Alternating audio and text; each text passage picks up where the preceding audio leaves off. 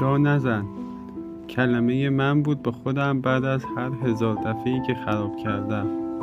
بعد از هر بار گریه و زاری وقتی داشتم اشکامو پاک میکردم.